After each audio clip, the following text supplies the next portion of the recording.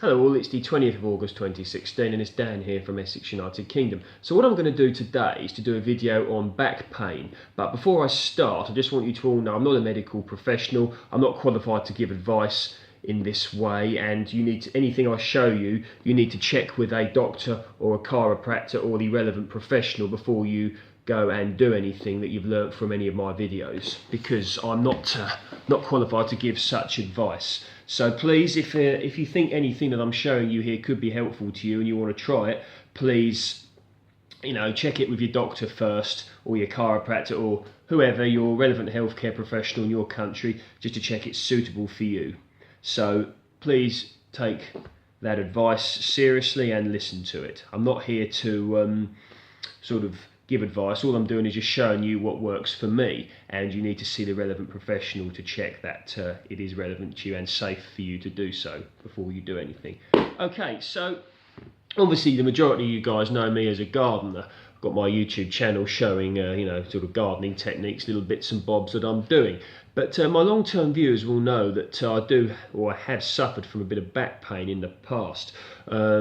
I saw a chiropractor just under 2 years ago. I had an x-ray and it showed that I had a compressed disc, L5S1, probably caused by a sort of athletics training I used to do years ago, a lot of weight training and probably using bad form and this sort of thing. And also I've always done gardening, I've always done manual work, and of course wear and tear, and maybe there might be a genetic component as well. And obviously sitting has not helped with sort of the compression. So what I've had to learn to do over the sort of last couple of years is find ways in order to help sort of deal with this, and how sort of techniques that I've had to learn, because at times it has been rather bad and has resulted in sciatica, which, anyone who's had that will know that this is particularly uncomfortable. So basically the first thing that I've found that's helped me is I don't lay on my front when I'm asleep or anything. So as soon as I do this and I stay like this, I can feel it right now just on the L5S1, just where it is. And for me, that really is incredibly uncomfortable, and if I spend a whole night like that, the day after I'm more or less guaranteed to have sciatica, and that's really what I don't want.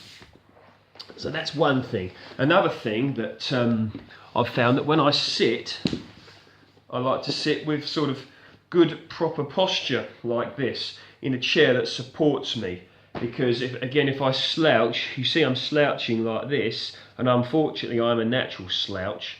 So if you're slouching like this, then you can see that the vertebrae is going to be sort of pushed out the back. And once again, I can feel that right here on the L5S1. So learning good posture is very important. So get some good chairs with some good back support. When you're driving in your car, maybe get a back support for your car as well. Don't slouch. I find for me that's one of the worst things I can do. So far we've covered, for myself, I don't sleep on my front and sit straight with good posture. And also with regards to sleeping, again, I find that sleeping on my side is not particularly helpful as well, because it makes the back, for me, my lower back, a little bit tight, which I really, once again, don't want. So I tend to sleep on my back like this. I have a very supportive mattress to help keep me in check, and I like to sort of try to keep a solid posture as possible, and I find sleeping on my back really helps, probably to help align the vertebrae properly. And as people sort of maybe a bit more medically minded will know, that at night is when your discs will help to sort of decompress, because a natural bit of compression, it's natural during the day, especially if you've been doing a lot of sort of manual work and sitting. So a degree of compression is sort of expected, but by laying on your back like this helps you to sort of the discs to decompress by not forcing them down in any way. Another thing that I find very helpful is to ensure I stay properly hydrated, because obviously your discs, they do contain water, so you need to make sure that, or fluid at the fluid. So you need to make sure that you keep yourself adequately hydrated, and also make sure that you have the correct amount of respirations. I've read as well in a little bit of sort of research I've done. So lots of things you can do to help this. And with regards to gardening, which most of you guys will know me from, I find it sort of very good. Make sure you learn proper lifting technique, because if you don't learn proper lifting technique, then you can very easily herniate a disc at the bottom here, which you really don't want to do. So you want to be lifting with sort of straight back and getting a lot of the power from the thighs, the buttocks and that sort of thing, bending your knees, sort of things like that. And also another thing I've found very helpful is to have long handled tools. I have a very good tool from the company Wolfgarten, and what that is it's a long handled pole, and you can attach different sort of attachments to it, like brooms, rakes, hose, brushes, etc. And that obviously you can stand upright and do your work while standing upright without bending your lower back too much. And I found that that's helpful as well for people with severe lower back injuries and want to continue sort of gardening. If the fact that ground gardening is completely out, you can look at raised beds and tabletops as well. So if you have a 5-foot tabletop that you can grow things on, then you can just walk up to it, do your gardening, and you can still sort of pursue your hobby, even though you may have a bad back. So there's one thing I want to show you guys. Now, this is a foam roller, okay? This one is from a company called TP Therapy. And here we go. Trigger Point Performance. I don't know if you guys could see that in there. Now, I'm not sponsored by this company in any way. I'm not sort of here to say how great this is. There's many different products on the market. Natural wood ones I've been told are the best, because of course plastic, this is all artificial, but this is just the one that I had from a few years ago, and I was probably not so well informed as I am now. But I like to use this, and it's particularly important you get medical advice before you use one of these, okay? Because if your injury is particularly bad, this might not be relevant to you at all and could make things worse.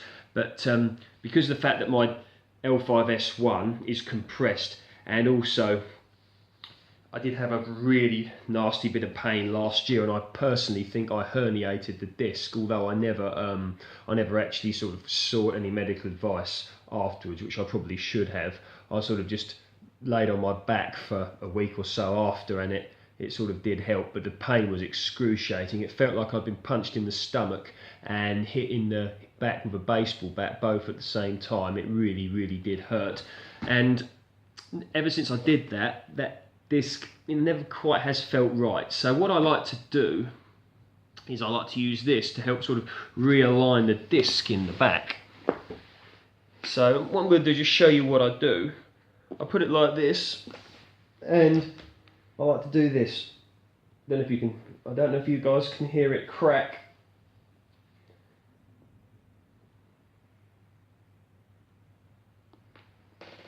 So that's what I like to do, just to sort of slowly, there we go, that's where it went, to realign everything. And I find this is very helpful as well, and it also is good exercise.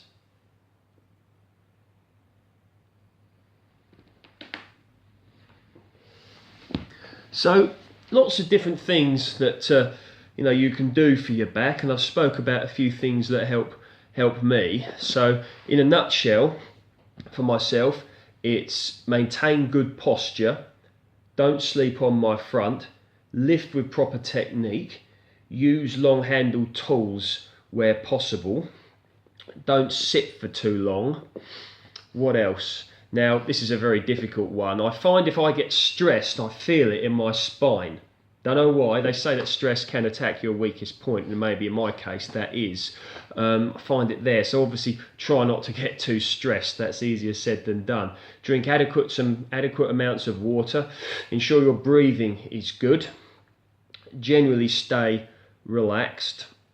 And you know, seek medical attention if required. Of course, a good massage as well helps. If you can get one, if you've got a good partner that can do one for you, or if you want to go and get one done by a professional, this is all good. I'm just trying to think really if there's anything else I can tell you guys that's helped me. I have heard that inversion therapy can help, particularly with compressed discs. I've never tried this one myself, but apparently it works. Now, these are all things that have worked for me. You know, do your own research, seek medical advice when required, and I hope this video has helped. Take care.